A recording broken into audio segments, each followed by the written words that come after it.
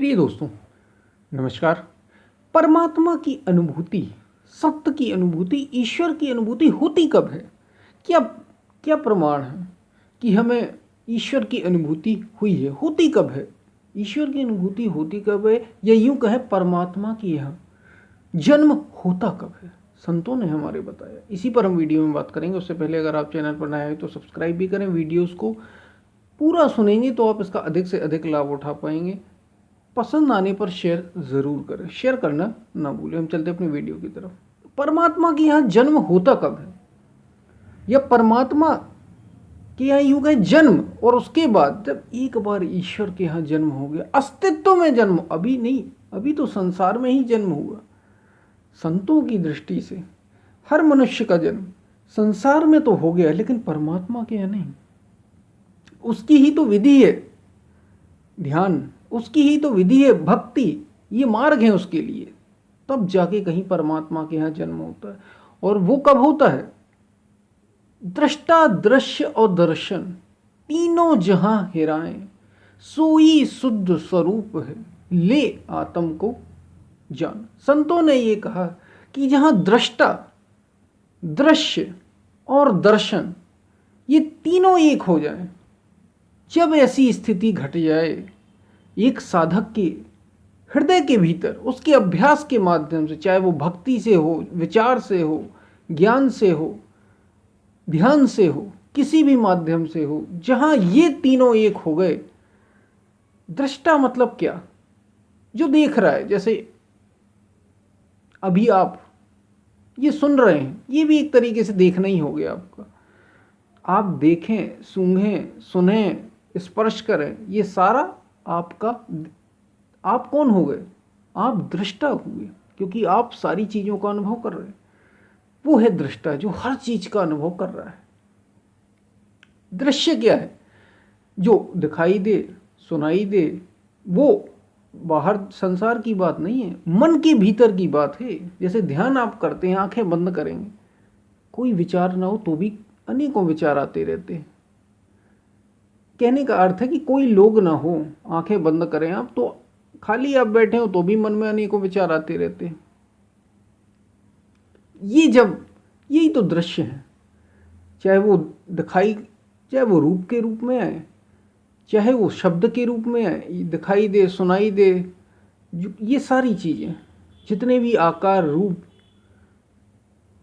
ध्वनियाँ, ये सब आती हैं ध्यान में, ये सारे दृश्य हैं। दृष्टा कौन हो गया? जो इन सब दृश्यों को देख रहा है। और दर्शन क्या होगा? दर्शन का मतलब है दृष्टा और दृश्य दोनों जब मिल रहे हैं तो जो क्रिया हो रही है उसको दर्शन कहा जाता है। तो दृष्टा, दृश्य और दर्शन ये तीनों एक हो जाएं, यानी ना तो जो देख रहा है, जो सुन रहा है, जो जान रहा है चीज़ों को, जो अनुभव कर रहा है, ना तो वो रहे, ना ही वे चीज़ें रहें, ना ही वे रूप, आकार उसमें एक हो जाए, क्योंकि ये सब अलग नहीं है, एक है। अलग बन गए हैं, ये तीन हो गए हैं, एक से तीन हो गए। जब ये ऐसा अनुभव हो जाती है, ऐसी अनुभूति हो जाए, ऐसी अनुभूति किसी भी माध्यम से, जब दृष्टा, दृश्य और दर्शन तीनों एक हो जाते हैं, तो आत्मा का शुद्ध रूप, शुद्ध स्वरूप प्रकट हो जाता है। शुद्ध स्वरूप आत्मा का प्रकट हो जाता है। यानी उस समय वही क्षण होता है जब परमात्मा के यहाँ जन्म हो जाता है। तब आता है सब विदु हेतु अलौकिक करनी। जैसे उस परमात्मा की कैसे वो चलता है, कैसे वो रहता है, कैसे वो काम करता है, सब में रहते हुए भी सबसे निर्लेप वो परमात्मा कैसे है और कैसे काम करता है, ये सब अनुभव हो जाता है। इसकी अनुभूति होने लगती है। यानी कुल मिलाकर कहें तो ईश्वर के यहाँ या परमात्मा के यहाँ जन्म हो जाता है। ये हुई परमात्मा की अनुभूति। अपरोक्ष ज्ञान, वेदांत के रूप में अगर हम कहें, वेदांत की भाषा में, तो इसे कहते हैं अपरोक्ष ज्ञान का होना। ये है परमात्मा की अनुभूति। कब होती है? जब दृष्टा, दृश्य और दर्शन तीनों एक हो जाते हैं। या दूसरे शब्दों में कहें तो ध्याता, ध्याता यानी जो ध्यान कर रहा है, जो ध्यान लगा रहा है। यानी जैसे मैं अभी ध्यान लगाऊं तो ये मैं ध्याता हो गया, आप लगाएंगे तो आप ध्याता हो जाएंगे। ध्याता, ध्येय यानी जिस पर ध्यान लगाया जा रहा है, जैसे गुरु के, भगवान का किसी रूप पर, गुरु पर या नाम पर, ईश्वर के नाम पर, ये ध्येय हो गया।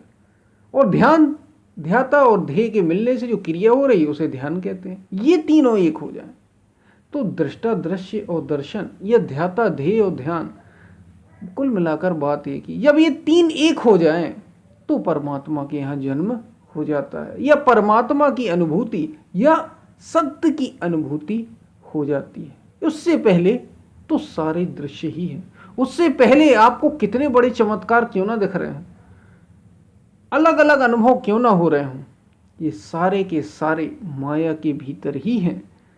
परमात्मा के यहाँ जन्म तो तभी होता है, या यूं कहें बोध, ज्ञान प्रकट होता कब है, जब ये तीनों एक हो जाते हैं तो ज्ञान प्रकट हो जाता है, सत्य का सूर्य प्रकट हो जाता है। तो परमात्मा की अनुभूति कब होती है, कब होते हैं उसके दर्शन, कब होती है सत्य से एक, कब प्रकृति के पार हो जाते हैं, कब हम गुणों के पार हो जाते हैं।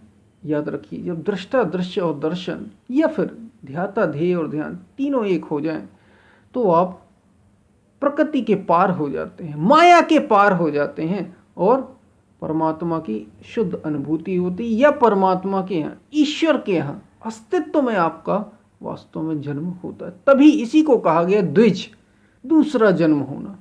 यही है दूसरा जन्म, और कोई दूसरा जन्म होता नहीं। यही है दूसरा जन्म होना। बाकी मनुष्य के रूप में, शरीरों में तो सभी जन्म रहे हैं, असली जन्म ये है आपका।